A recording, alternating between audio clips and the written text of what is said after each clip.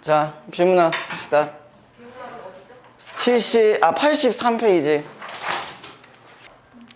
자, 푸코의 텍스트, 이것은 파이프가 아니다는 푸코와 마그리트의 서신 교환에서 비롯된 것이다 라고 했어요. 자, 그냥 뭐라고 되어 있냐면 텍스트야, 텍스트. 텍스트가 뭐야? 텍스트. 그냥 문자야, 문자. 그죠? 근데 여기서는 지금 뭐라고 해야 되냐면은 이것은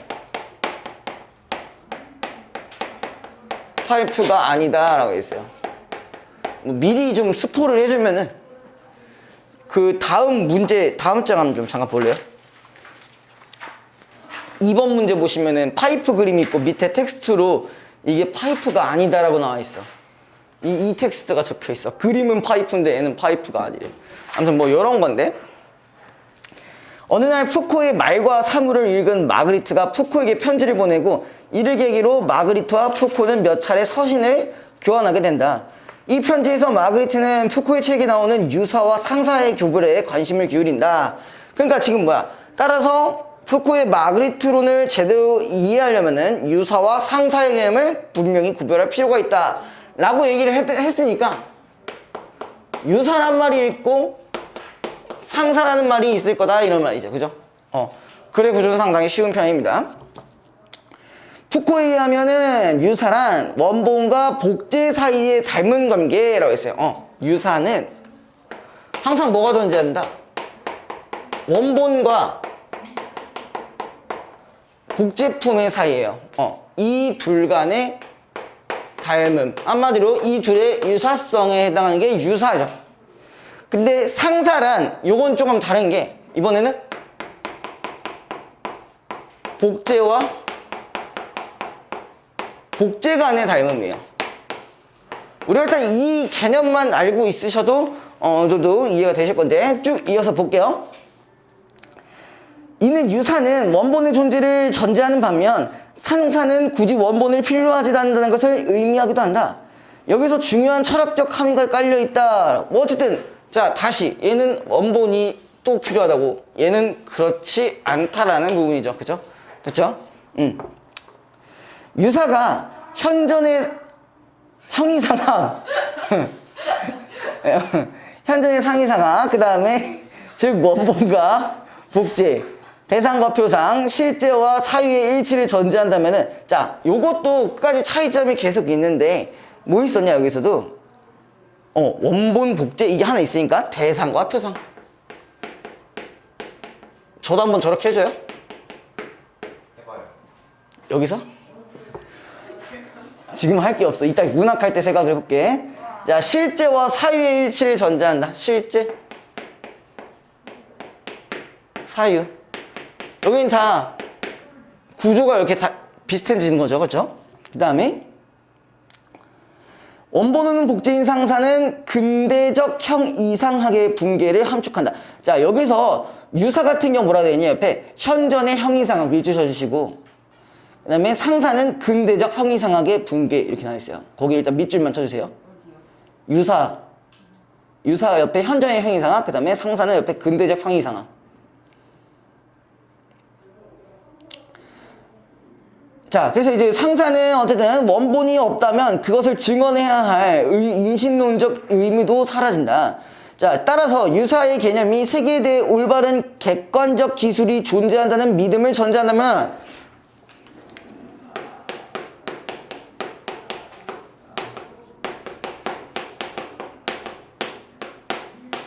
요게 이제 진술, 요게 있다라고 한다면은 그 밑에 상사의 개념은 그런 절대적 기술이란 존재하지 않으며 존재하는 것은 오직 서로 조금씩 차이를 내며 무한히 반복되는 다양한 해석들의 놀이뿐이다 라는 믿음이 서 있다. 그럼 상사는 뭐라고?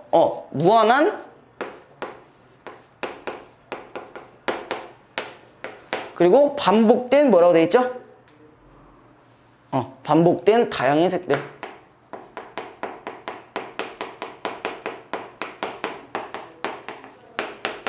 살짝 지금 어렵죠 이거? 그러니까 이렇게 어렵게 설명이 나오더라도 저는 그냥 여기를 정리를 해드리는 걸 뿐이고, 어쨌든 기본 골자는 이렇게만 보시면 돼. 유사는 말 그대로 원본과 비교를 해야 되는 거고 상사는 그럴 필요가 없다라는 얘기야. 오케이? 자, 그래서 한마디로 유사가 19세기까지 이루어진 근대의식 철학의 원리라면은 상사는 그것을 대체한 현대 언어 철학의 원리. 자, 아무튼 여기는 근대의식 철학이라고 되어 있다면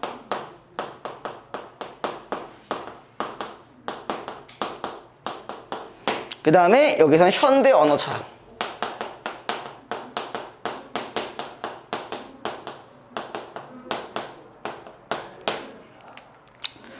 자, 그 다음에 하지만 유사와 상사가 이렇게 두 시대 사이의 이미지에 그치는 것은 아니다.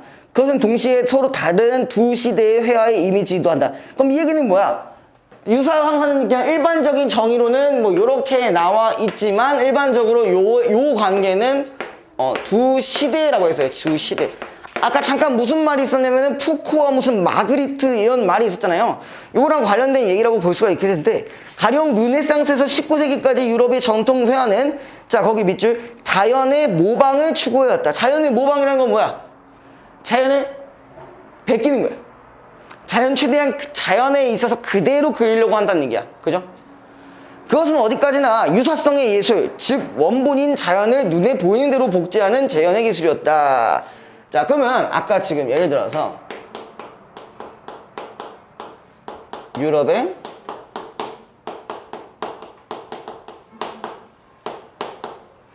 전통회화 같은 경우는 말 그대로 아까 이런 말이 있었죠. 자연을 모방한다라는 부분에서 착안을 해서 우리 이거는 뭐랑 연결시켜주면 된다? 얘는 유사랑 일치하는 거죠. 유사. 원본인 자연이 있으니까. 이해됐어? 시험이 됨? 자고 있었나요? 그런 거 같은데요. 지금 거기 아닌데요. 거기 여기인데요. 아이 씨발 알겠다고?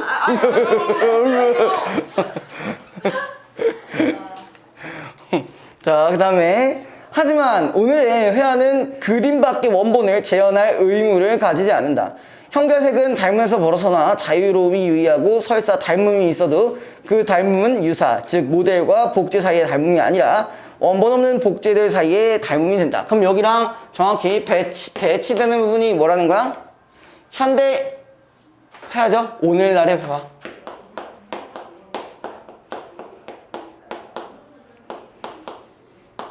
그러니까 더 이상 자연을 모방하는 게 아니라 뭐야? 자유로움이랑 돼 있어요. 자유로움.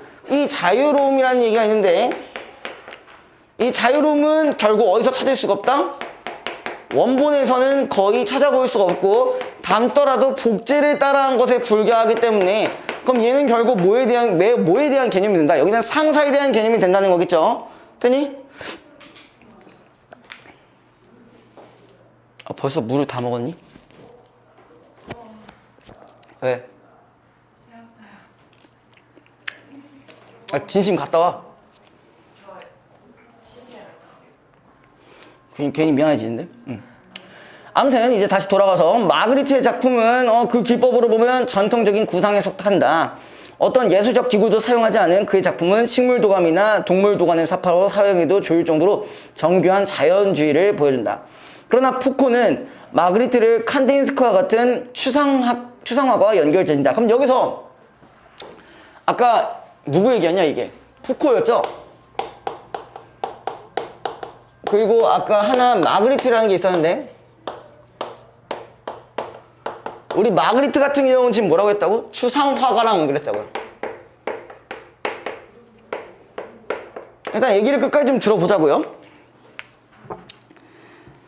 자, 그 다음에 그는 마그리트의 작품이 추상의 거장들의 작품과 똑같이 르네상스 이후에 재현 공간을 파괴하고 있다고 본 것이다. 차이가 있다면은 현대의 추상회화가 실물 담기를 포기함으로써 현실의 재현을 거부한다면은 마그리트의 작품은 실물을 빼닮음에도 불구하고 그 실물의 재현이기를 거부한다는 것이다. 뭐 이런 식으로 되어 있는데 자 어쨌든 얘는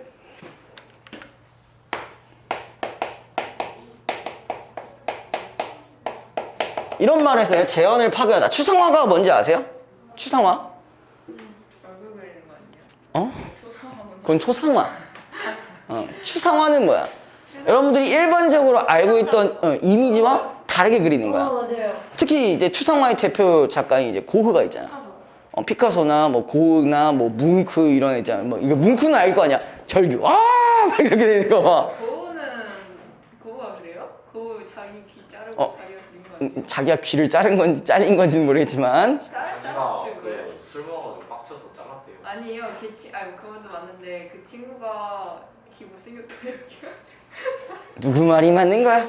친구가 그냥 종합을 해보자면은 친구가 나보고 귀가 못생겼다고 했고 그로 인해 빡친 나는 술을 마시다가 에이 씨발 이렇게 잘랐다는 얘기다. 친구가 있어요. 친구가 있었어. 아유 그러하다. 그래서 잘랐는데 자기 못생긴 귀를 자른 거 아니야? 맞아요. 그거예요. 그러니까 못생겼다고 놀렸으니까 빡이 쳐가지고 술 먹으면서 잘랐다. 뭐 이런 게 오케이. 친구가 나쁜 거네요. 친구가 나빴네. 응. 친구를 잘 배워.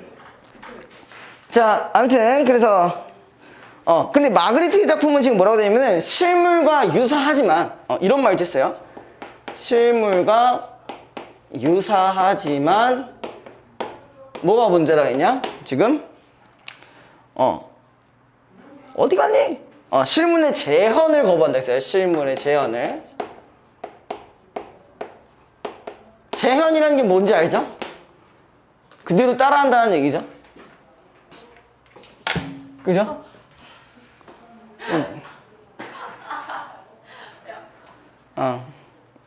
그래서 푸코가 보기에 마그리트의 작품 세계는 유사가 아니라 상사, 즉 원본을 전제하지 않은 복제들 사이에 서로 닮음을 지향하고 있는 것이다.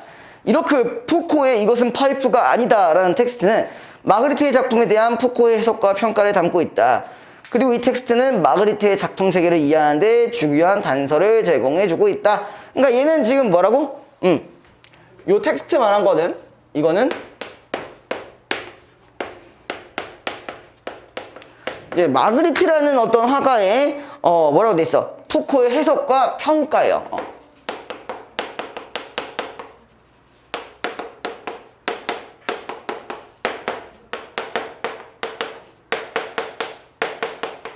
이렇게 정리해 주시면 될 것 같고 문학보다 더 조시는 것 같아요, 박시연 씨. 네, 그렇군요. 네. 응? 웃으면 안 될 것 같아요. 웃으면 배가 아파요? 자, 잠깐 1, 2, 3번 잠깐만 보고 계세요. 저 일단 물 좀 가져올게요. 너 뭐 갔다 오려면 빨리 갔다 오시든가. 이렇게 돌리지.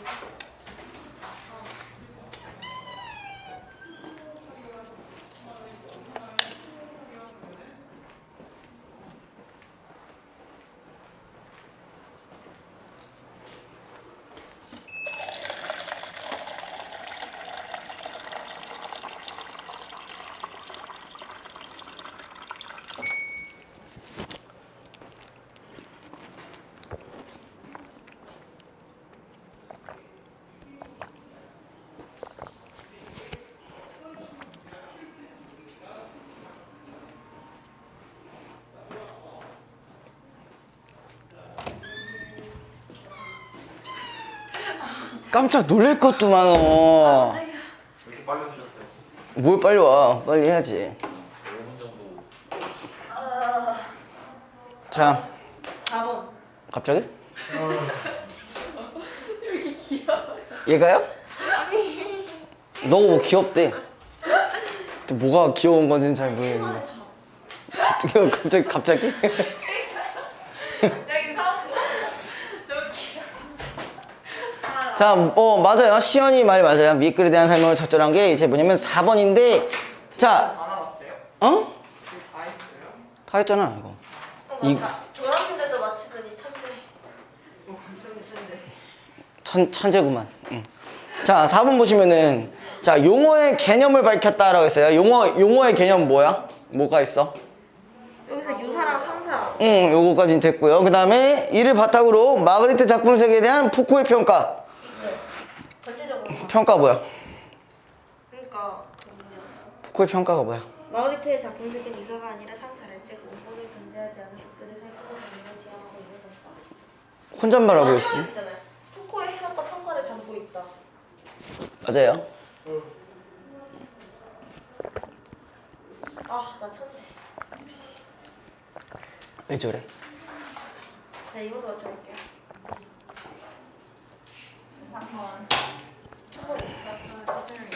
3번이 더 쉬운데?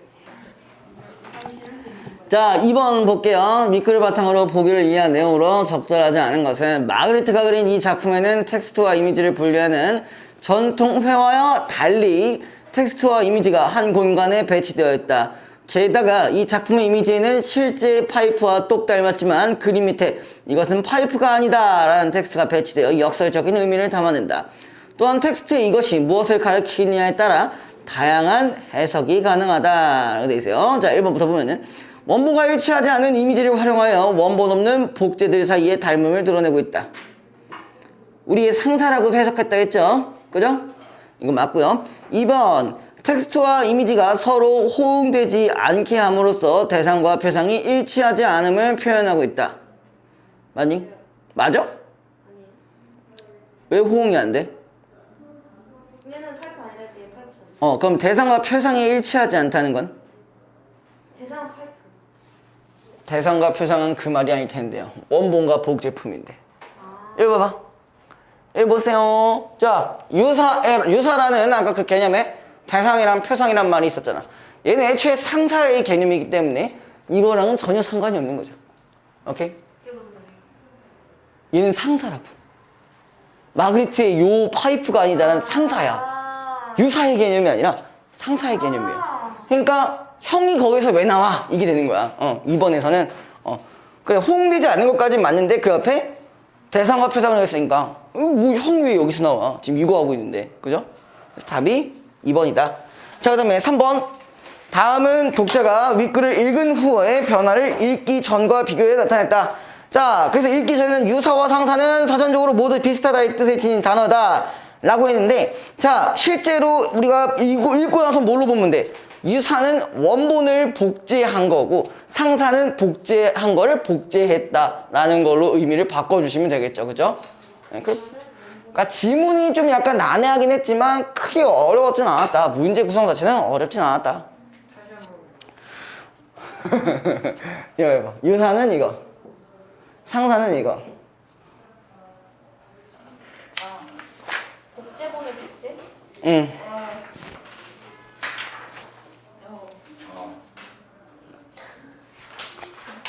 목소리가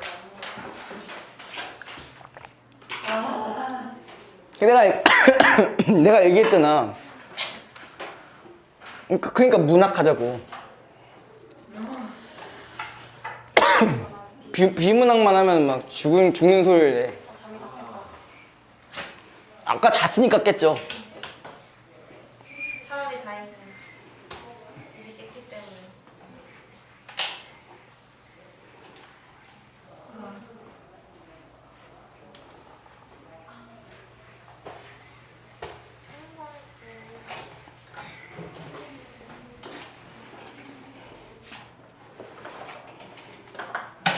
자, 그 다음에 86페이지.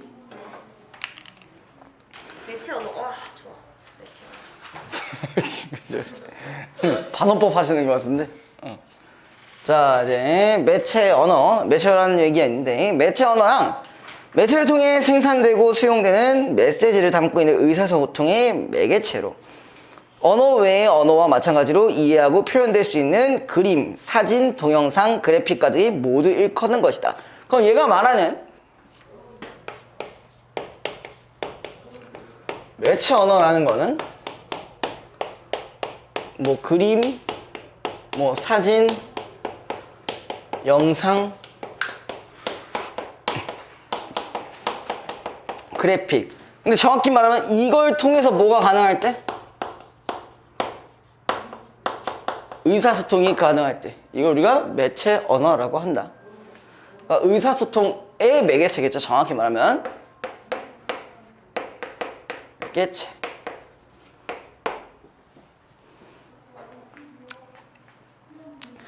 자, 오늘날 매체 언어의 의미 생성 과정은 융합 미디어의 생성 과정으로서의 성격을 지니고 있다.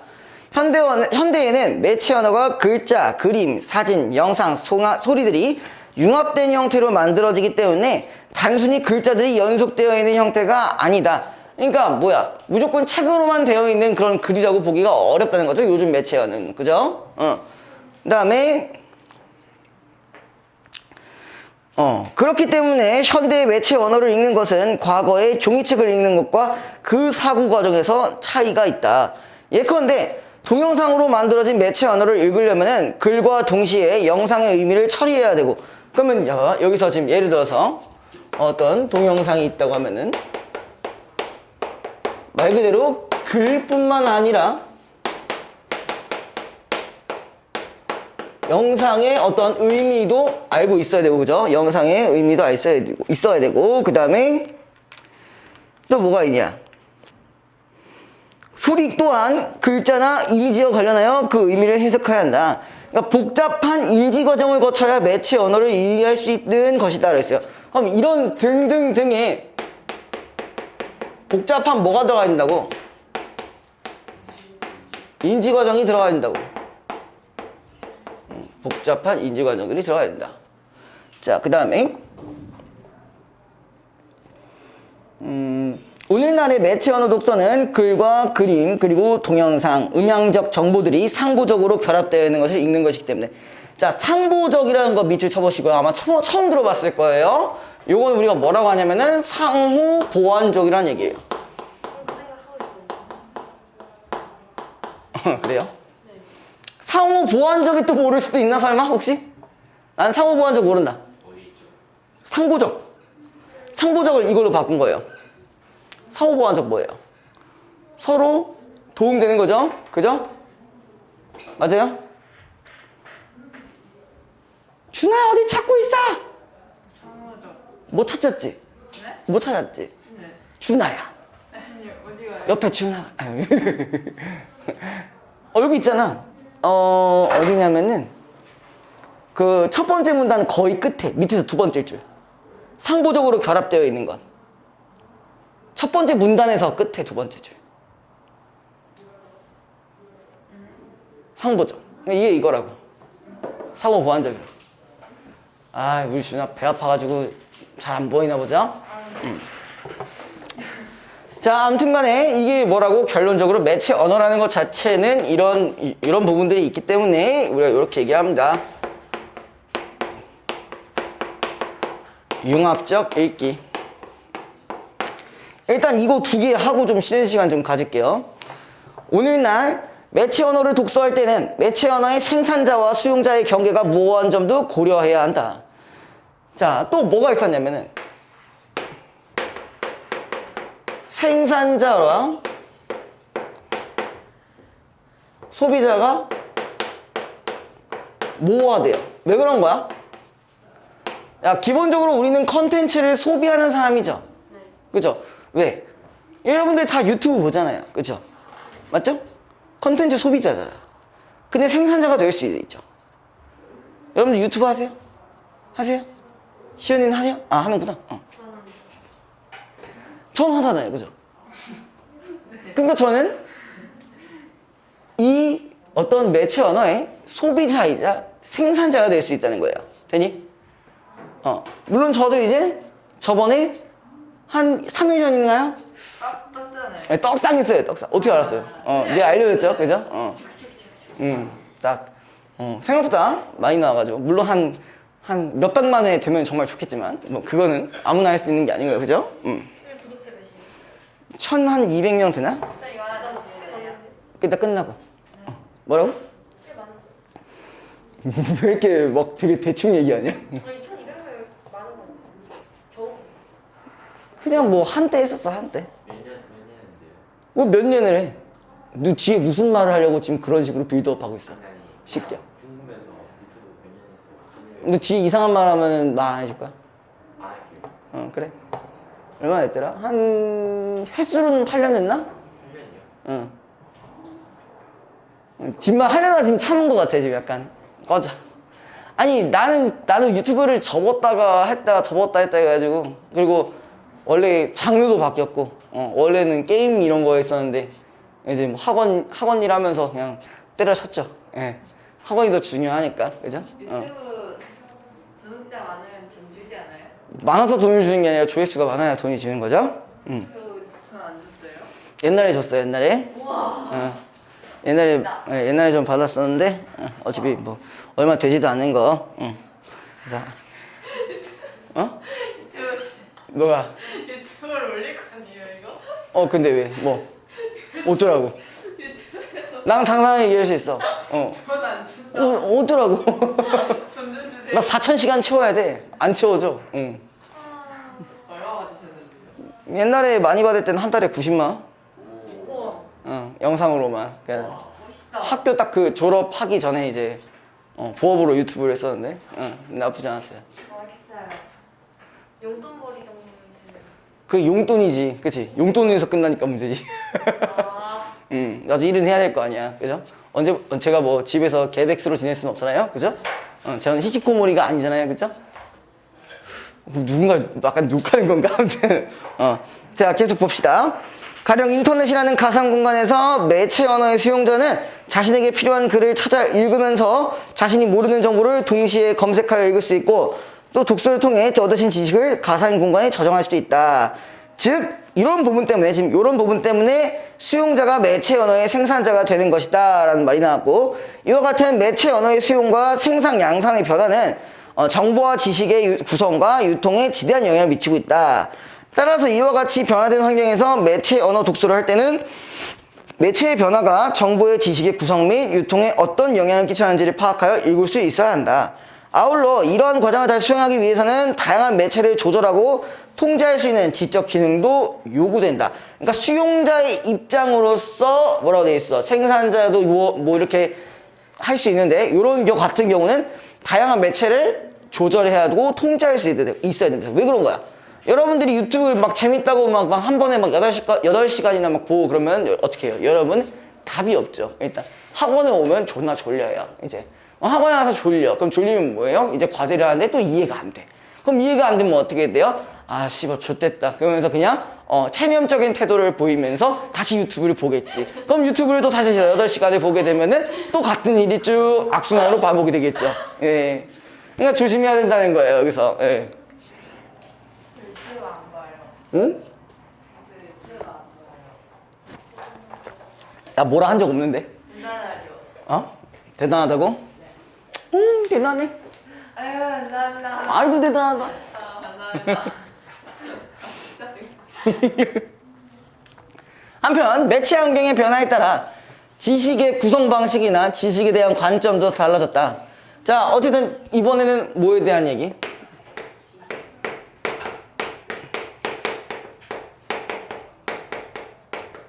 지식의 구성 방식이나 관점에 대해서 좀 변화가 일어났댔어요. 그래서 관점. 생성자 밑에는 뭐라 써져 있는 모호하다. 그 다음에 과거에는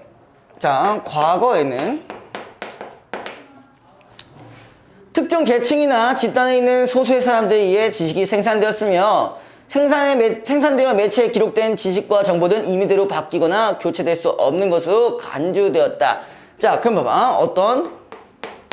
과거에는 특정한 계층이나 누가 있다고? 지식인에 의해 생산되어요. 뭐죠? 집단에 있는 사람들. 그 다음에 또 뭐 이런 게 있다.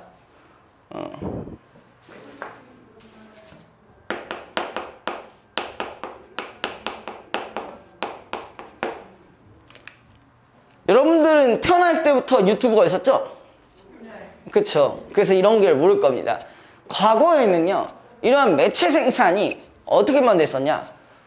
특정 집단이라고 한다면은 기자 혹은 방송국 사람들 뭐 이런 사람들만 가능했다는 얘기야. 오케이? 그때 유튜브 없었잖아. 너네가 태어나기 전에 과거. 네, 라떼는 말이야. 선생님 없으셨어요? 라떼도 없었어. 쌤 뭐 고등학교 때는 TV나 뭐 그런 건 있었는데 뭐 끼케야 케이블 TV 이런 거밖에 없고. 젊으신데 되게 젊은 거였어요. 유튜브가 본격적으로 시작된 게 2013년인가 거였는데. 진짜요? 응. 2010년 이후로 유튜브 누가 만들었어요? 유튜브 그거 나도 잘 모르겠어. 그 어쨌든 유튜브 첫 번째 영상이 있다고 하는데 그게 조회수가 몇 천억이었나 뭐 아무튼 뭐 그런. 재밌겠다. 그거 많이 벌겠다. 이미 많이 벌었죠. 자, 아무튼 어디까지냐?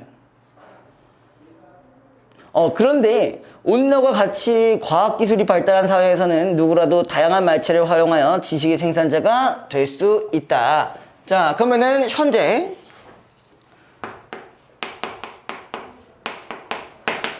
이제 누구나 생산이 가능해졌다. 누구나 생산이 가능해졌다. 그에 따라 지식의 양이 기하급수적으로 늘어나고 있으며 그 종류 또한 헤아리가 어려울 정도다. 그리고 매체에 이미 기록된 지식이라 하더라도 불특정 다수에 의해 그 내용이 수정되고 있으며 공동으로 지식이 생산되고 유통되기도 한다. 이게 플러스 수정이 가능하고 그리고 또 무슨 일이 있었다고? 공동으로 지식이 생산되고 유통된대요.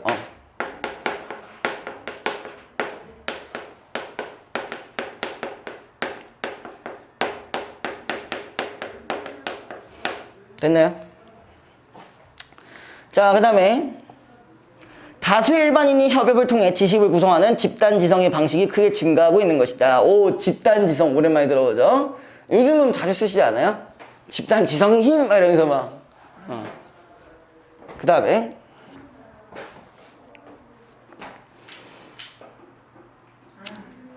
왜?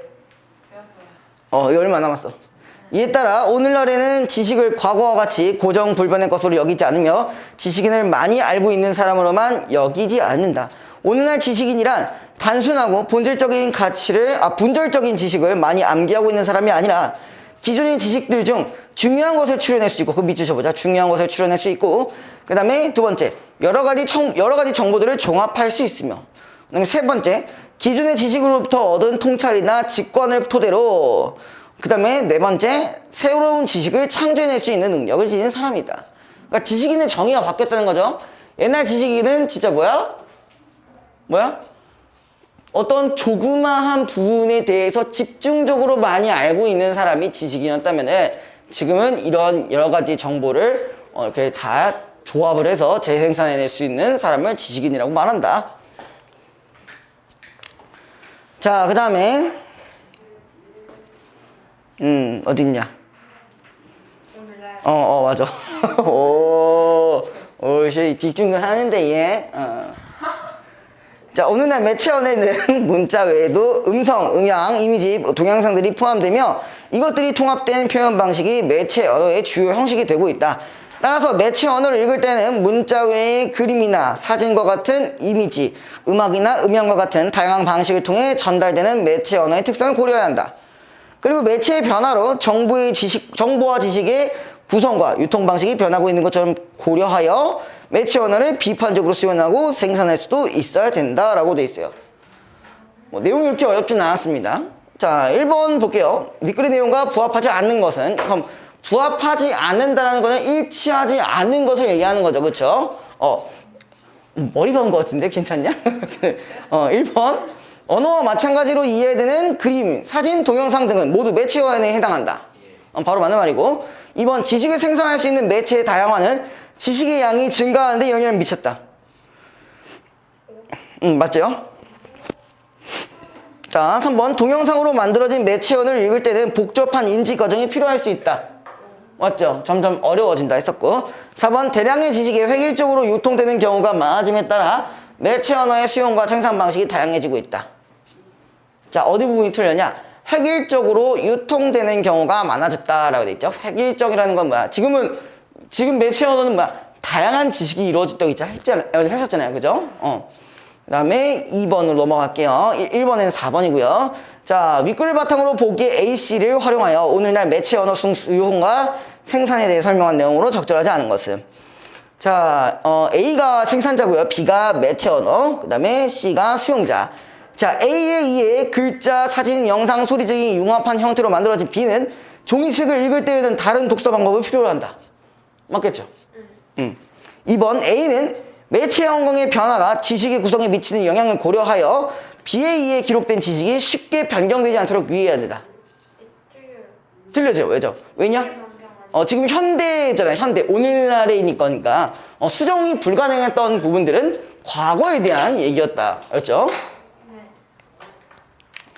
자, 3번. 밑글을 바탕으로 오늘날 지식인의 개념이 과거 어떻게 달랐는지 서술하시오. 이건 아까 얘기했죠? 지식인은 어떻다고? 자, 일단 여기 있는 본문을 기준으로 쓰시면 돼요. 지식인은 옛날에는 뭐라고 돼 있냐? 단순히 많이 알고 있는 사람으로만 여기지 않는다. 과거에는 지식인을 많이 알고 있는 사람이라고 했다면 오늘날이면 이제 아까 그 밑에 있는 그 지문을 보시면서 써주시면 되겠죠. 자, 가보자고요. 역피라미드식 기사라는 게 있는데, 그래서 뭐 기사니까 뭐 그렇게 어렵진 않을 거예요, 그죠? 역피라미드식 기사는 1860년대부터 미국 언론계에서 정착되기 시작한 기사 형식으로 정파성과 의견 등 주관적 요소를 배제한 사실 중심의 객관주의 저널즘이 주로 자리 잡는 과정에서 완성된 기사 형식이다. 뭐 이렇게 복잡해! 그죠? 그냥 한마디만 하자고. 다른 건 모르겠고, 뭐라는 거야. 그러니까 앞에 뭐 장난한 거 다 갖다 버리고, 자, 얘가 말하고자 하는 건 뭐냐면은 결론은 뭐야? 객관주의, 사실 중심의 객관주의라고 했어요.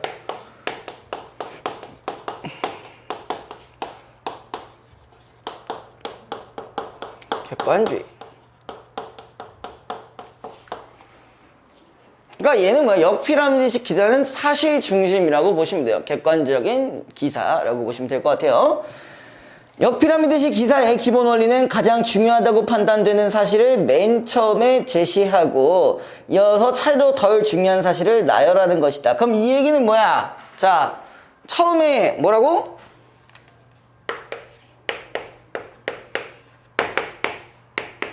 제일 중요한 사실.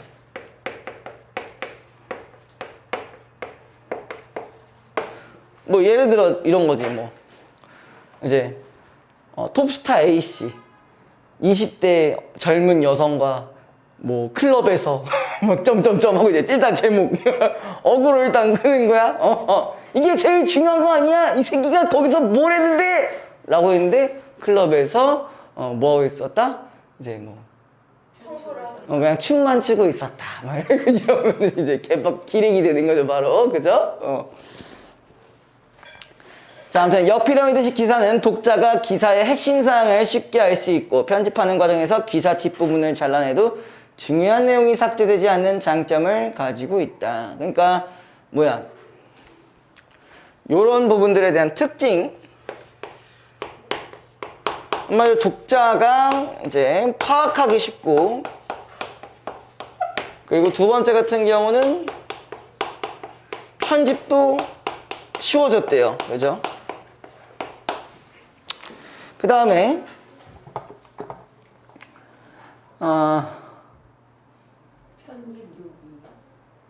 편집하는 과정에서 기사 뒷부분을 잘라내도 중요한 내용이 삭제되지 않는 장점. 그러니까 편집하기가 쉽다는 얘기죠. 그죠? 현재 역피라미드식 기사는 기사의 기본형으로 인식되고 있다. 기본형 기사. 자, 이번에 이 역피라미드식 기사 말고요. 기본형 기사도 있어요. 기본형 기사.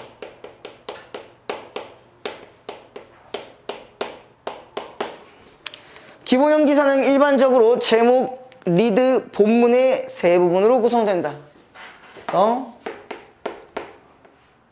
오늘 왜 이렇게 꼬이죠?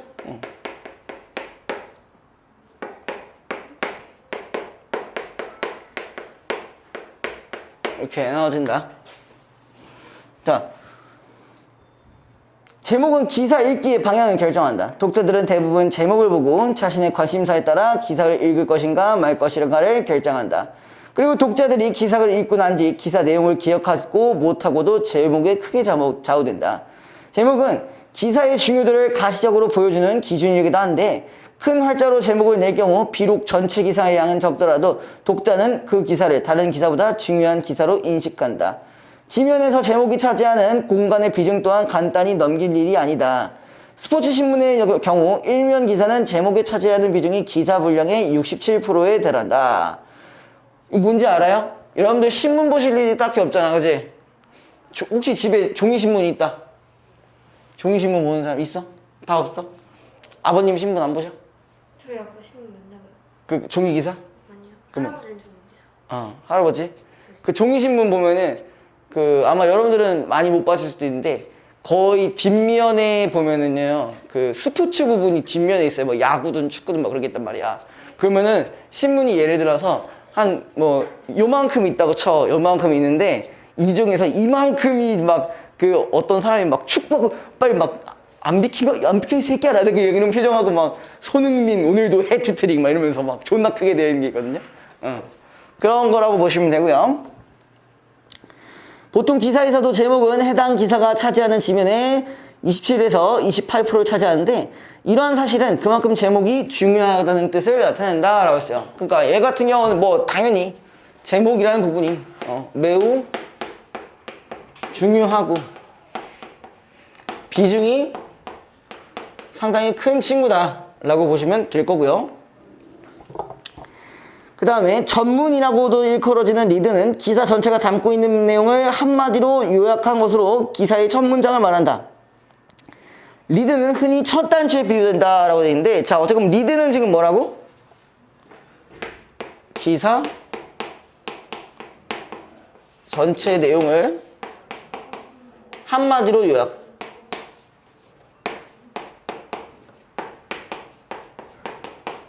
그 다음에 자, 옷을 입을 때 첫 단추를 잘못 끼우면은 다음 단추들이 모두 제자리를 찾지 못하는 것처럼 기사도 리드를 잡지 못하면 기사의 내용들이 모두 제자리를 찾지 못할 수 있다.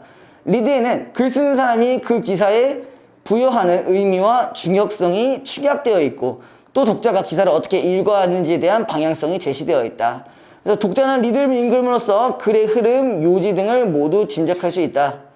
그래서 이걸 통해서 물론 여기서 설명이 기사 전체의 내용을 요약한다고 했으니까 뭐 이미 끝나긴 했지만 그럼에도 불구하고 글의 흐름이나 글이 말하고자 하는 이 요지를 파악할 수가 있다라고 정리하시면 되겠죠. 리드는 단일한 형식으로 통일되어 있지 않고 내용과 전달 방식에 따라 기사의 내용을 요약적으로 제시하는 요약형. 거기 일단 미리 쳐봐주시고요. 요약적으로 제시하는 요약형. 그다음에 기사가 다루는 내용이 양자택일의 상황일 때 사용하는 선택형. 문제를 불각하는 질문형. 두 가지 이상의 내용을 병령적으로 제시하는 나열형 등 다양한 모습을 띈다. 뭐 이렇게 있다는 거.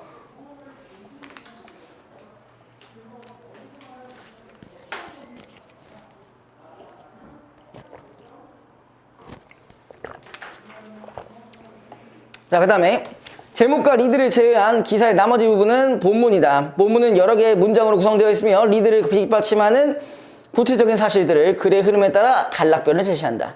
본문은 리드와 함께 육하 원칙에 따라 기술되는데 육하 원칙은 뭐 아시겠죠? 기사가 전하는 사실의 구체성을 구성한 내용인데 뭐 누가 언제 어디서 무엇을 어떻게 왜 해당하는 구체적 사실들을 알면 독자는 기사가 무엇을 전하고자 하는가를 분명히 이해할 수 있다.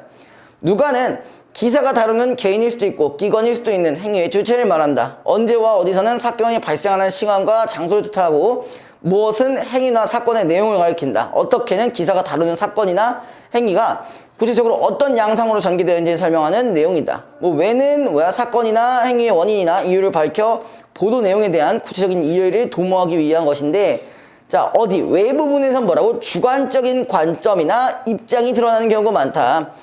분석 기사나 해설 기사에서는 왜에 해당하는 내용을 다른 요소에 비해 상대적으로 강하게 부각시킨다.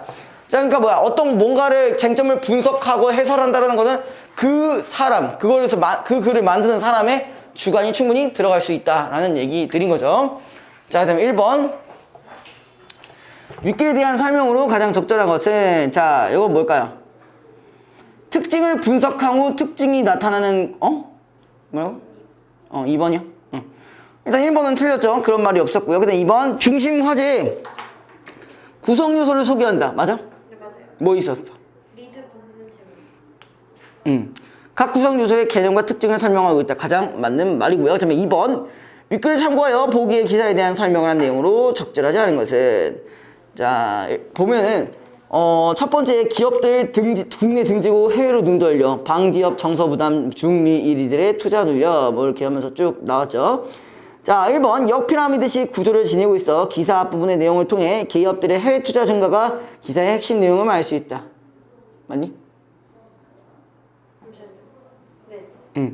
2번 기업의 해외 투자나 국내 일자리 감소의 관계에 관심 있는 사람들은 표제 및 부제를 보고 기사를 읽을 가능성이 크다고 볼 수 있다.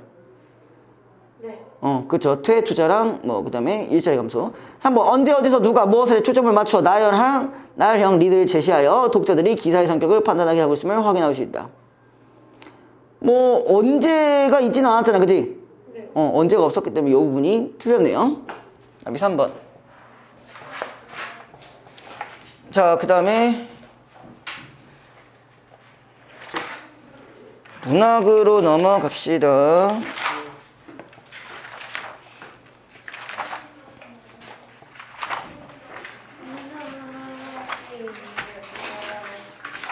왜요? 힘드시면 화작으로 하실래요, 지금? 아니요, 저 문학이 좋은 게 뭐야? 있긴 합니까? 뭐야, 좋은 게 있어, 근데? 그거 재밌어요. 잠깐 집중이 잘 되면 재밌어요. 근데 일단 집중이 안 되면 뭘 해도 재미가 없긴 하지만 그거는 특히나 집중이 안 되죠. 10점 아니에요? 10조. 네, 뭔 말인지 하는 거예요. 쪽이에요? 응. 인간은 떠나가는 내 몸이 결국 뭐야? 문학의 빗조가야? 빈 옷이라는 네 쓰려니 아침이 나쁘건 나도 기라 셀을 써요. 이게 뭔 소리야? 이게 무슨 소리야? 무라 만지라고 무락졌지라. 누가 쓴 거예요 이거? 이 몸이 이런 거.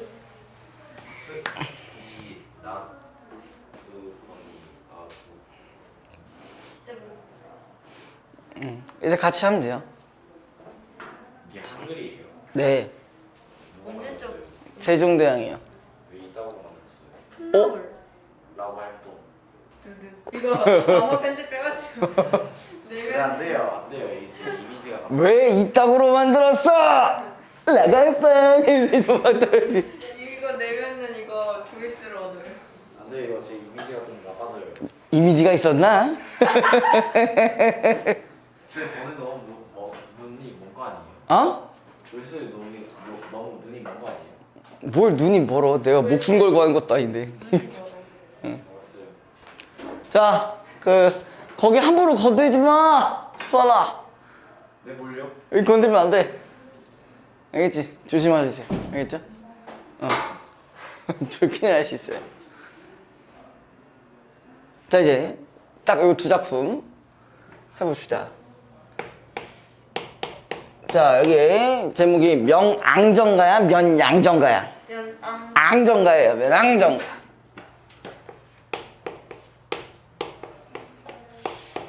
면왕정가라는 작품이 있고요. 만흥이라는 작품 둘 다 있는데 일단 얘는 그냥 태도에 관해서만 미리 좀 말씀을 드리고 넘어가는 게 좋을 것 같아요. 이 두 작품은 공통적으로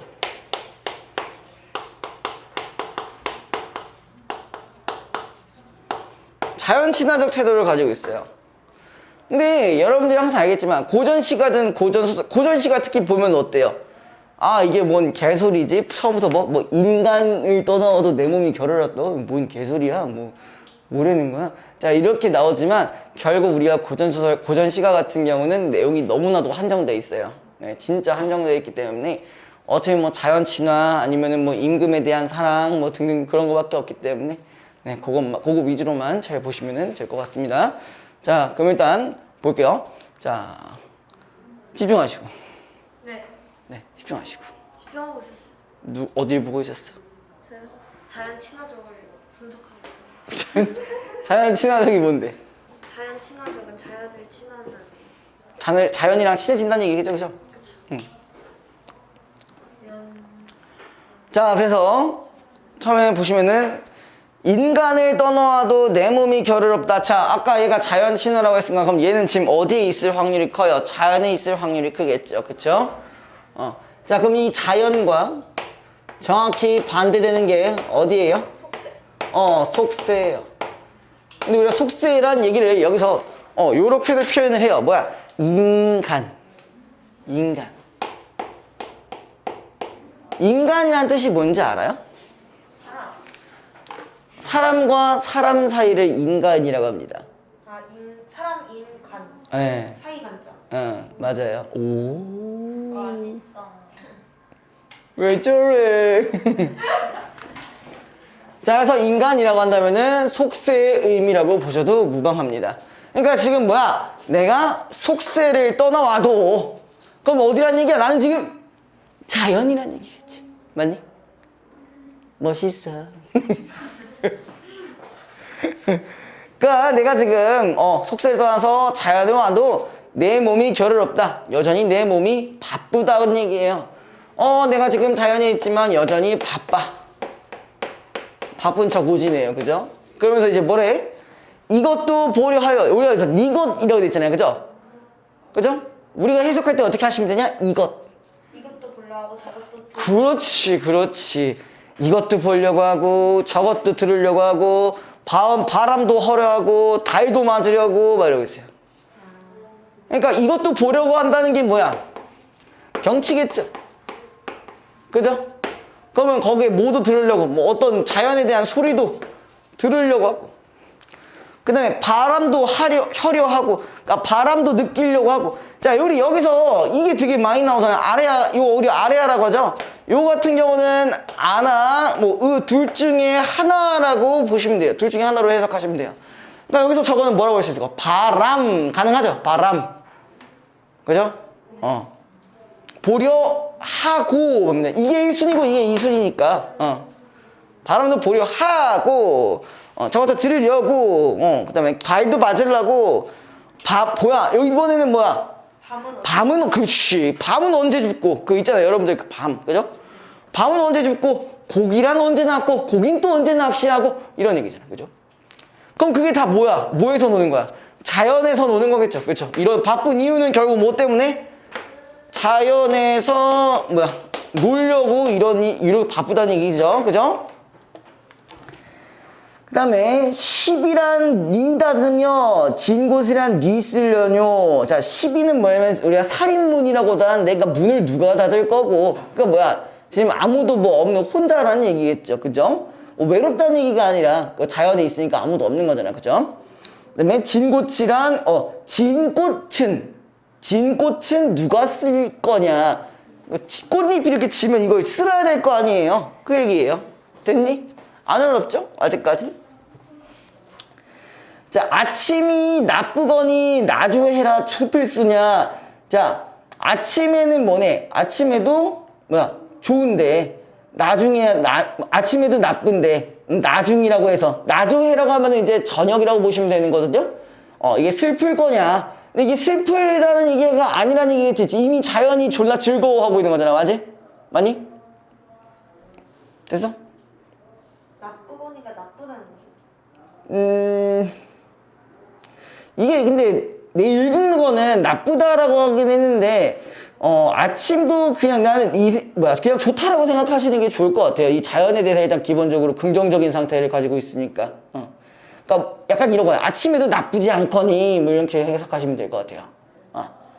그래서 밑에 보시면은 술이 익어가니 벗지야 없을 소냐. 야, 지금 뭐 하고 있어? 술이 익어가고 있어. 벗지라는 게 뭐냐면은 혹시 그 술 만들 때 우리 막걸리 같은 거 드실 때 있잖아요. 그 말 드실 일이 없는데 밑에 깔아놓는 거 있잖아. 그런 걸 우리가 벗지라고 해요. 누르가 뭐 비스무리한 거, 그러니까 밑에 건더기 같은 거 있잖아요. 그런 거 얘기하는 거야. 졸려? 약은 근데 어떻게 받았어? 후유증이야? 약의 증상이겠지? 어쩐지 니가 왜 졸려하나 했어. 자, 그 다음에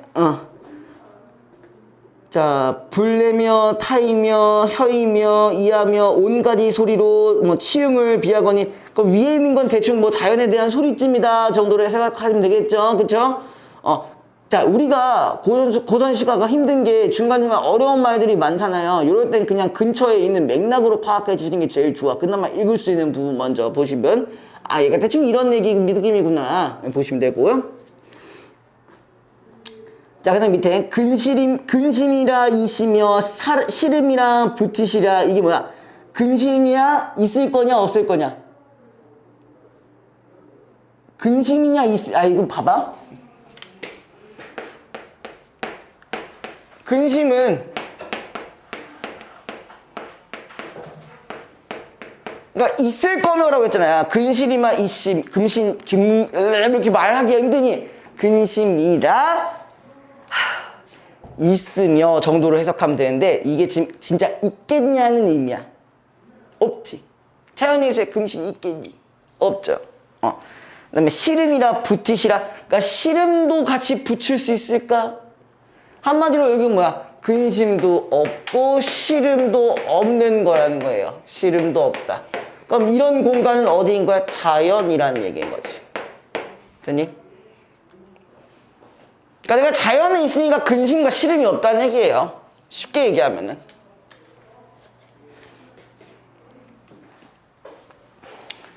자, 그 다음에 누락, 앉으락, 구부란, 젖으락, 눕다가, 앉았다가, 굽었다가, 젖혔다가, 울프란, 파라마락, 노회로 놀거니, 천지도 넓고 일월도 한가하다. 어쨌든 지금 뭐야? 계속 자연에서 앉았다가 일어났다가 왔다 갔다 하면서 그냥 놀고 있는데, 천지도 넓고, 지금 일월, 지금 우리 시간도 한가하다, 이런 얘기입니다. 됐니, 여기까지? 죽지 말고. 기로고야는 응? 기로고야. 어디? 희왕을 모를. 아직 거기 안 했어. 희황을 모를러니 이 적이야 기로고야. 신선이 어떻던지 이 몸이야 기로고야. 자, 그러니까 희황을 모르려니 신선이 어떻던든, 그러니까 시황을 모르든 신선이 어떻든 내가 지금 기분이 좋다는 얘기겠죠, 그죠? 그냥 우리가 계속 요걸 계속 갖고 가니까 요 자연 친화적이란 말을 갖고 가는 거니까요. 기로고야가 이 몸이야 가볍구나, 기분이 좋구나, 이 정도로 보시면 되지. 신선이 어떻든 어떻든 이러면서. 자, 그 다음에 강산풍을 거느리고 내 100년을 다 누리면, 그러니까 자연에서 내 100년을 다 누리면 악양루상의 이태백이 살아오다. 자, 이건 뭐냐면 우리가 옆에 고사인용이라고 적어주세요. 고사인용 아세요? 고사인용? 옛날 이야기를 갖고 온 거야.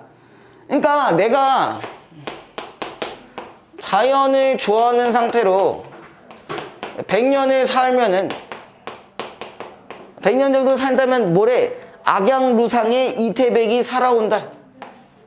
그러니까 이태백이 보인다는 얘기예요. 이태백의 모습이 나에게도 보인다는 얘기야. 그러니까 여기서 정확히 말하면 악양루상이 뭔지는 모르셔도 되는데, 이태백이라는 사람이 어떤 사람이면은 그 약간 자연을 좋아하면서 막 시를 짓던 사람 정도로 생각하시면 돼요. 되니? 자, 그 다음에 호탕 정해야 이에서 더할 소냐. 이 몸이 이런 공도 역군이셨다. 그러니까 호탕 정해. 이것도 사실 어떤 말이 정확하게 해석은 어려우실 수 있겠지만, 여기서 즐거움이 여기서 더 하겠냐, 이런 얘기지. 자연에서의 즐거움이 더 하겠냐. 근데 결국 이 밑에 이 몸이 이렇게 있는 것도 뭐래? 역군은 이셨다. 이게 뭔지 아세요? 역군은 이셨다. 그 임금의 은혜. 임금님의 은혜로 인해 내가 이렇게 살 수 있다는 얘기를 하는 거예요. 결국 마지막엔 임금님한테 싸바싸바 한 거라고 보실 수 있을까요? 구성이 다 비슷비슷한 것 같지. 그래, 졸라 비슷하다니까 내가 얘기했잖아. 신화와 임금에 대한 사랑. 그러니까 이게 자연친화는 보통 속세를 내가 벼슬을 그만두거나 아니면 거길 간 거잖아. 귀양, 그치, 유배, 귀양을 간 거잖아. 그러니까 그거 가니까 항상 뒤에 뭐가 나와? 역군은 이셨다, 이거 나오는 거예요. 됐니? 그 다음에 이제 두 번째, 많은 보시면요.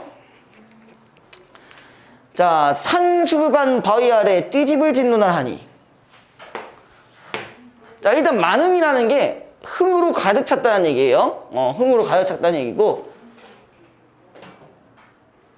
산수간! 산수가는 건 어디겠어? 산과 물 사이 자연 속에.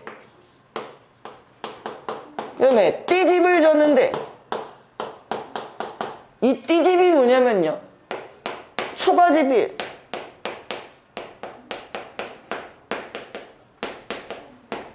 요거랑 연결시킬 수 있겠죠. 우리가 초가집이 그렇게 비싼 게 아니잖아, 그죠? 소박하게 이제 집을 줬는데 그 모르는 놈들은 웃는다 한가마는, 자, 내가 어쨌든 간에 요런 집을 짓고 사는데 이 여기에 대한 즐거움을 모르는 놈한텐, 그럼 얘는 누굴까요? 즐거움을 모르는 애들. 오, 바로 나와요. 그쵸? 속세. 얘네들은 뭐 한대? 웃는다는데. 뭐 정확히 웃는다라는 거의 의미는 비웃는다는 얘기겠죠, 그죠? 그 다음 밑에 어리고 혐의 뜻에는 내 분인가 하노라. 자, 어리고, 여기서 어리고는 뭘자, 무슨 의미니까? 0이야? 0이 아니면 뭘까? 이때 어리고는 어리석고예요. 어리석고. 어리석고. 거기는 뭐냐면은, 샤암이 뭐냐면은 시골 선비예요. 아니? 그러니까 정확히 이제 뭐 연결시켜 보면 어리석은 시골 선비의 뜻에는 내 분인가 하노라 얘기해요. 그러면 어리석은 시골 선비의 뜻은 뭐야? 아까 얘기했던 자연 친화겠죠. 여기서 이렇게 놀고 있는 즐거움을 얘기하는 거지. 이걸 모르는 속세놈들은 비웃긴 하지만 어리석은 시골 선비는 내 뜻인가 했다고 했으니까 그럼 얘는 결국 누구라는 거야? 얘는 누구야 그럼 결국? 어리석은 시골 선비 누구야? 그렇지, 화자. 그리고 플러스 내 분이라고 했으니까 뭐랑 연결이 가능하다? 옆에 안분지족이랑 연결시킬 수가 있다. 분이 뭔지 분수. 내 분인가? 내 분수구나. 안분지족이랑 연결시켜주시면 돼요. 안분지족이 뭐냐면 가난한 와중에 분수를 지키며 산다 라고 보시면 돼요. 두 개만 더 하면 돼. 좀만 참으셔. 요거 두 구절밖에 없잖아. 두 개만 하면 돼. 보리밥 풋나물을 알맞춰 먹은 후에. 이거 들어봤죠? 보리밥 풋나물을 알맞춰 먹은 후에. 그럼 뭐야? 나는 지금 소박한 음식을 먹고 있다라고 볼 수가 있는 거죠? 그죠?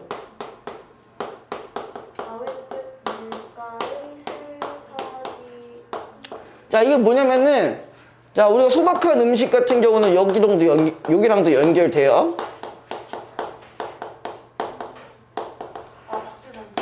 박주상체랑도 연결시킬 수가 있고요. 아무튼 뭐야, 내가 이런 소박한 음식을 먹은 후에 바위가 물가에 슬카지 노는라. 이게 뭐냐면 바위 끝 물가에 실컷 놀겠다. 그러니까 뭐야, 자연에서 실컷 놀겠다라는 얘기예요. 되니? 그 다음에 그남은 여남은 일이야. 불얼 줄이 이실이야. 자, 그 다음에 여기서 여남은 일이 있는데, 그럼 여긴 어딜까? 남는 일이니까 어디겠어?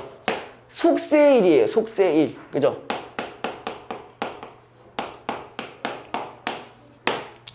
그 다음 밑에 불얼 줄이 이실이야. 이게 뭐냐면 부러울 줄이 있을까라는 얘기예요. 그럼 이실이야라는 부분에 우리가 서리적 표현이라고 정리를 해주시면 되겠네요.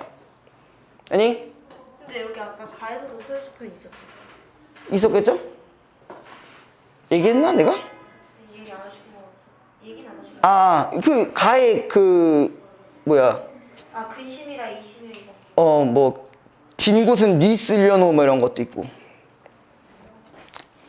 그 다음에 마지막, 잠들고 혼자 앉아 먼 매를 바라보니. 내가 지금 술을 이렇게 딱 마시면서 이제 먼 매를 바라보고 있는데, 자, 그리던 님이 오다 반가움이 이리하랴. 자, 이거 무슨 말일까요? 그리던 님이 오면 반가움이 이렇게 클까? 그럼 누가 더 반갑다는 얘기야? 자기가. 산이랑 임금 중에. 산이랑 님 중에. 자, 여기서 뭐가 빠졌냐면은, 자, 그리던 님이 오다 뒤에 한들 적어주세요. 한들. 님이 온다 한들. 아, 결국 그 얘기는 뭐야? 그러니까 자연이 더 낫다니. 그렇지. 그 인간 버리고 자연을 택한 거예요? 인보단 자연이 낫다는 얘기지. 얘 말에는. 그 다음에 말씀도 우음도 아니어도 밑줄. 말씀도 우음도 아니어도 말씀도 웃음도 없지만 뭐야? 못내 좋아하노라. 뭐야? 좋다라는 얘기야. 어디가 더 좋다고? 여기가 더 좋다고. 오 마이 갓. 왜? 그 다음에 사약이라도 나올 것 같아? 자, 그 다음에 1번 봅시다. 이건 너무 쉽네요. 표현상의 특징에 대한 설명으로 적절한 것은 3번밖에 없네요. 가와 나는 모두 서리적 표현을 통해 화자의 정서 및 태도를 강조하고 있다. 자, 그 다음에 2번 보기를 참조해. 또 벼슬을 그만뒀어. 그래, 다 똑같다니까. 가의 기억 미음에 보인 반응으로 적절한 것은 작가가 41세에 되던 해 벼슬을 그만두고 향리인 전남 담양에 내려가 연양정이라는 정사를 짓고 자연과 더불어 생활하였다. 이 작품은 그때 지어진 것으로 자연의 아름다움을 발견하고 풍류를 즐기는 작가의 생활상을 담고 있으며 작품의 결사 부분에는 작가의 호연한 의지도 드러내고 있다. 자연 친화적인 태도에 유교적인 충사상을 결합하여 강원가도의 전형을 확립한 작품이다. 자, 볼게요. 기억은 작가가 벼슬을 그만두고 향리인 전남 당양으로 내려온 것을 맞겠죠? 속세 떠나온 거니까. 그죠? 그 다음에 니은은 면양정을 짓고 자연과 더불어 생활하는 삶에 대한 만족감이 드러나 있다. 그죠? 3번 디귿은 작가가 자연에 있으면서도 속세일 때문에 근심하고 있음을 보여준다. 아니, 근심한 게 아니라 지금 자연을 즐기고 있는 어떤 과정을 드러내고 있는 거지. 그럼 3번이 정답이겠네요. 자, 보기 1은 나에 대한 평론의 일부인데 보기 1을 뒷받침할 수 있는 나의 내용으로 적절한 것을 보기 2에서 있는 대로 고르는 것은. 자, 보기 1 보면은 작가는 벼슬을 하면서 뜻한 바를 이루지 못하고 여러 번의 좌절을 경험해야만 했다. 작가에게 속세는 좌절의 공간이었던 것이다. 그 때문에 작품 곳곳에서 의도적으로 현실과 거리를 두려는 작가의식이 드러내고 있다. 자, 1번. 자, 기억. 지난 삶을 돌아보며 현실의 부조리에 대해 비판했니? 아니요? 그런 말은 없었죠, 그죠? 니은은 세간의 평에 신경 쓰지 않고 자연에 응가하고자 한다.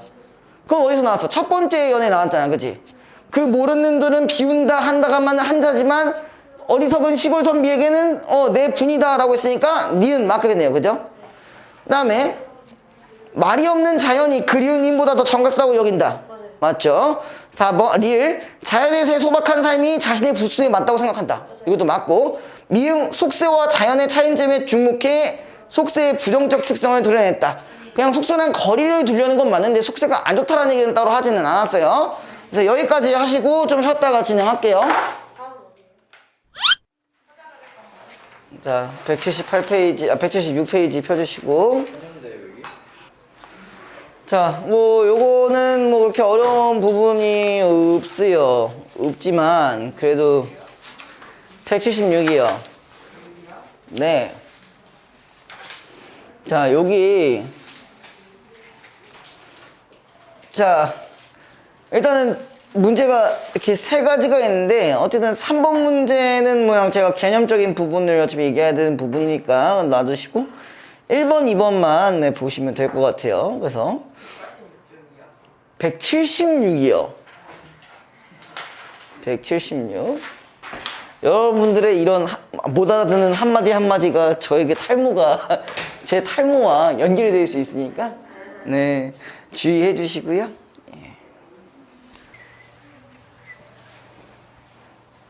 그 여러분들 그 시험 뭐 학교 시험범위 나오신 거 있으면은 저한테 좀 보내주세요. 뭐 그러니까 좀 대비를 좀 하실 거면은 저한테 보내주세요. 그래야 제가 뭐 자료를 드리든가 말든가 하니까.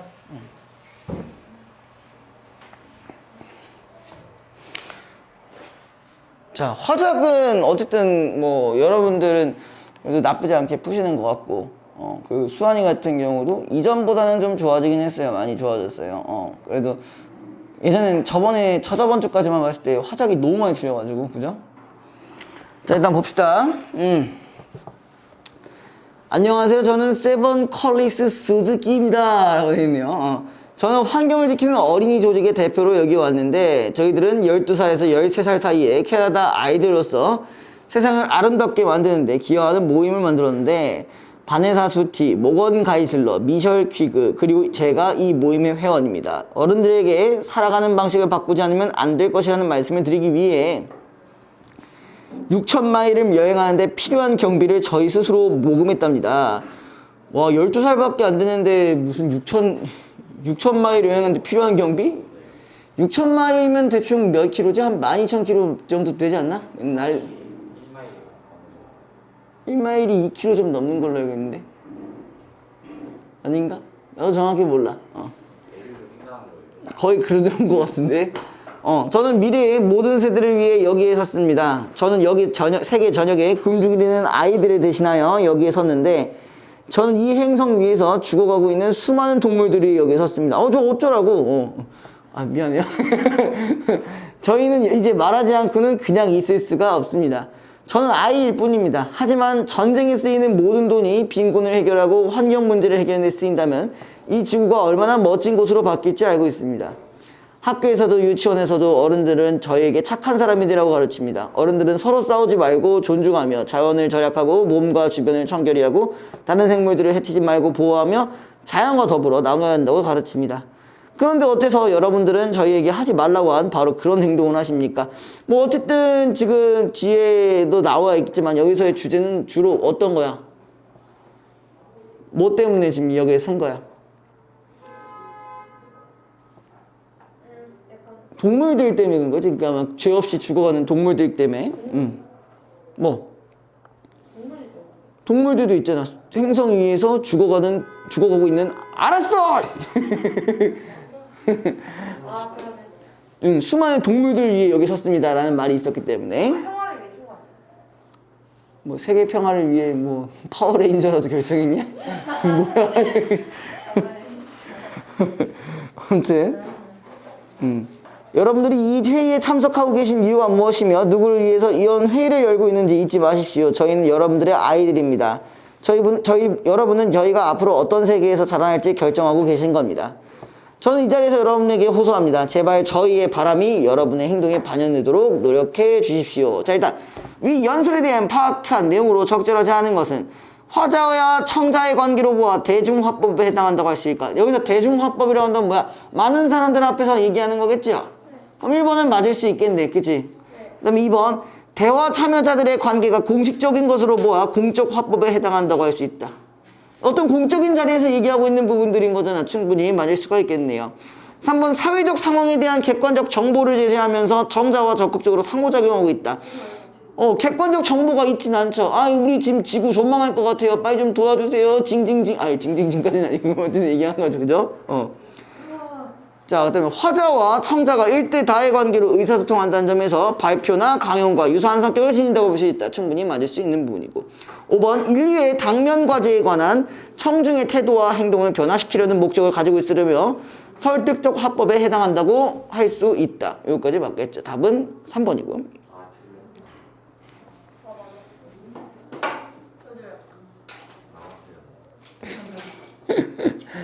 너가 연습 많이 하면 되지 뭐.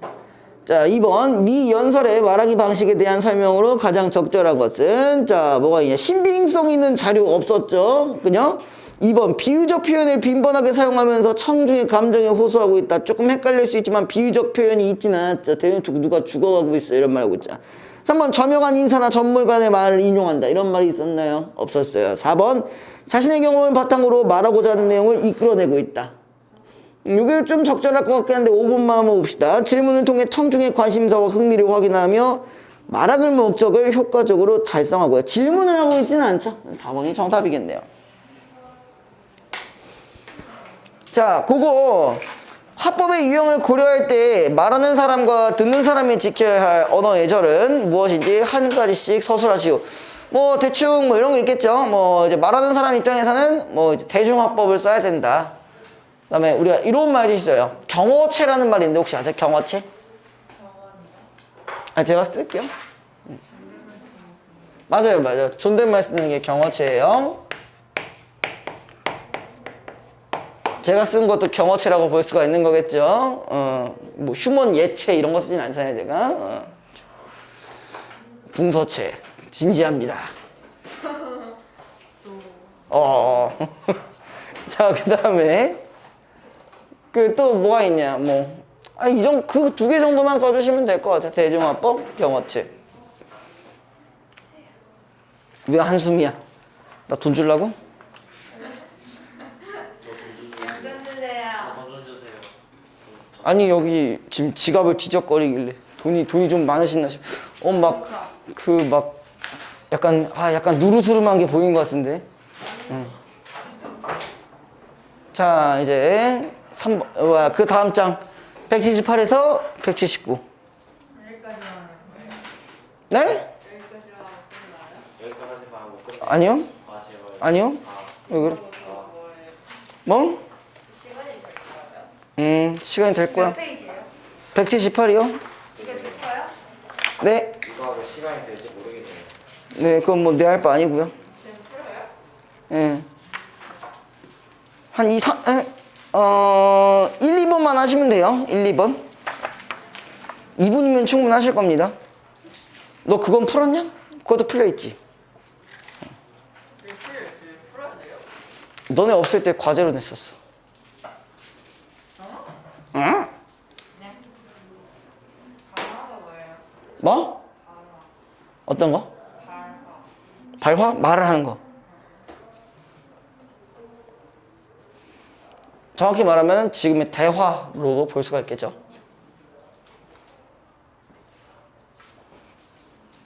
이거 면접 같은데. 이거 도움이 될 수도 있어. 갑자기?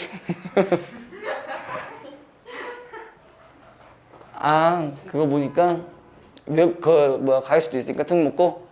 저 면접 일본 거 봐요? 멋있다. 뭐? 저 그냥 일본 거갈 건데. 어? 저 그냥 일본 거갈 건데. 어디 간다고? 일본 거. 어디? 늘고. 어? 늘고. 늘고? 알겠어. 너 오래 다녀. 일곱 늘푸른 저기 앞에. 오래 다니라고요? 응. 여기 늘고 중심이에요? 아니? 내신은 늘고 할까 생각 중이라서. 오. 그럼 생일은 늘고 다닐 때 늘고 내신 타는 거예요? 뭐 내가 하게 되면 우와. 그러면 저 늘고. 늘고 애들 많으면 늘고 해야지. 우와. 생일 좋으면 늘고 해요. 그래? 쌤 운중고 그거 어렵다면서요? 족같아. 진짜요? 응. 어떻게 해요? 거기 가려면 거기는 뭐 지금 이미 하고 있지 않냐.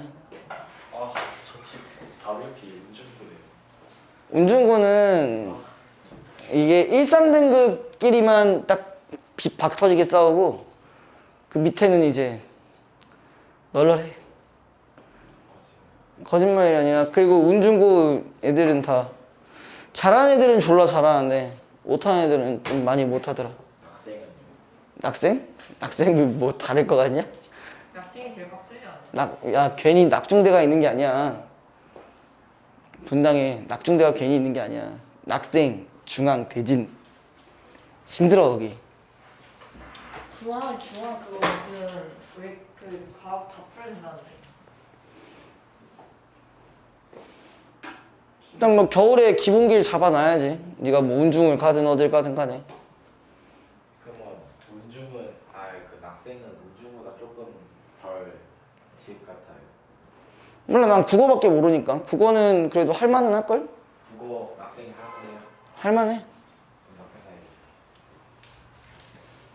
가요. 근데 운중이 나올 수도 있을 거야. 근데 그 성적순이 아니라 그냥 평준하잖아 너네. 네. 뭐 이렇게 오래 걸리노? 잠시만요. 이거 너무 아파요. 누가 뒤에서 자꾸 빵빵거려서 그런가? 진짜 아파요. 그런 걸로. 약간 왜 이렇게 아프지? 누가 네 뒤에서 욕하나 보다.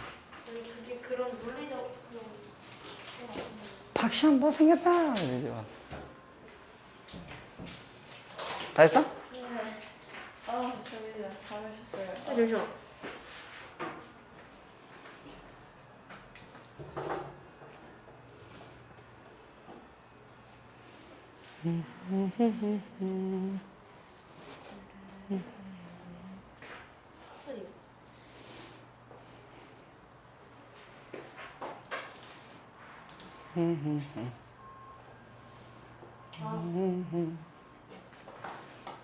자, 볼게요. 자, 1번에 몇 번이라고들 하셨을까요? 5번. 너는 5번? 자, 볼게요. 피면접자의 답변에 대해 추가적으로 보충 설명을 요구하고 있다.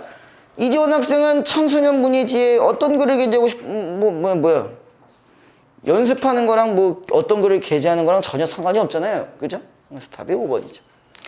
자, 2번. 이 면접에 대한 학생의 자기 점검 내용으로 적절하지 않은 것은 자, 이건 몇 번이라도 하셨습니까? 너는? 너님도 5번? 서준아 씨도? 저 1번. 1번? 2번에 2번에. 5번이죠? 아마도? 봐봐요. 자, 왜 틀렸을까? 자, 보고서의 출처를 밝히지 않고 보고서의 내용을 언급한 것은 적절하지 못한 것 같아. 뭐 그런 말이 있었나요? 출처 밝혔어요. 위 있어요. 출처까지 있었죠. 출처까지 있었기 때문에 뭐야, 그럼 너 왜 선택한 거야 그렇게? 그런 내용이라니. 잠깐만.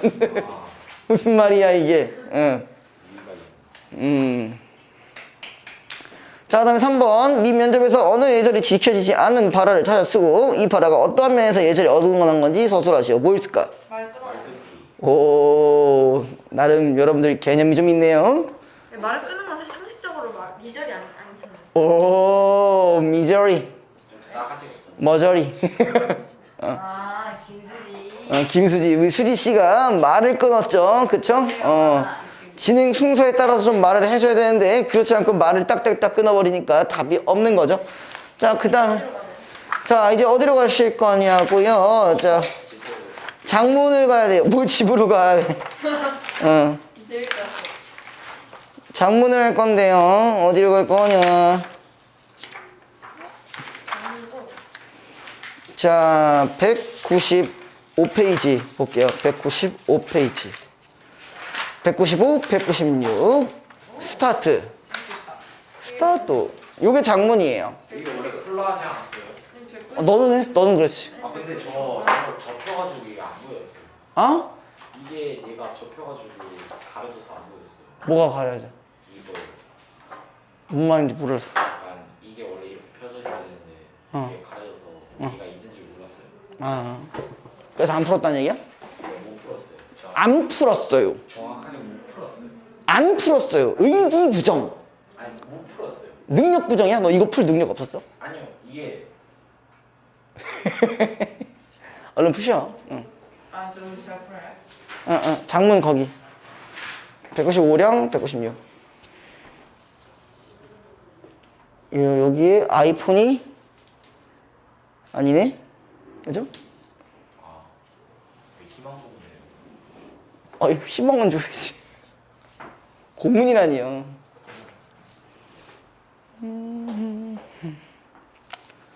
오늘 왜 많이 못 나간 것 같지? 많이 나왔어요. 이 정도면 많이 나온 거예요.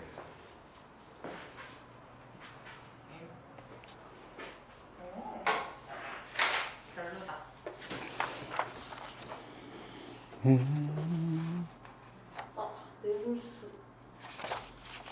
뇌물수수? 갑자기? 여기 내문수 없다.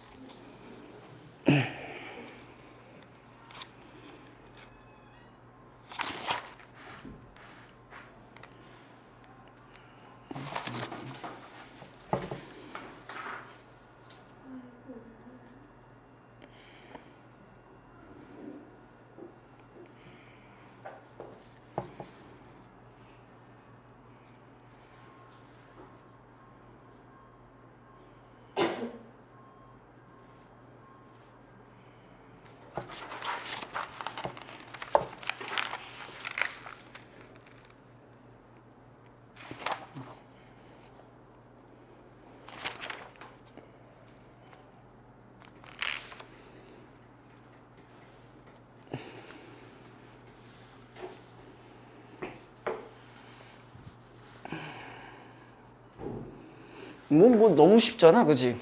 금방 벌써 풀었겠다. 야. 뭐가 최고라고? 돈이 최고라고? 이번 일 왜 하고 있었는데 이거 어? 어렵다는 얘기를 하고 있었던 거 아니에요? 갑자기 돈이 최고래. 쉽다고 얘기하고 있었던 거 아니에요? 돈이 왜 최고일까? 갑자기 돈이 왜 나왔어요? 선도부한테 뭐 간식 사다 주면은 막 봐주고 그랬잖아. 뒷돈 뒷돈 질러줬다.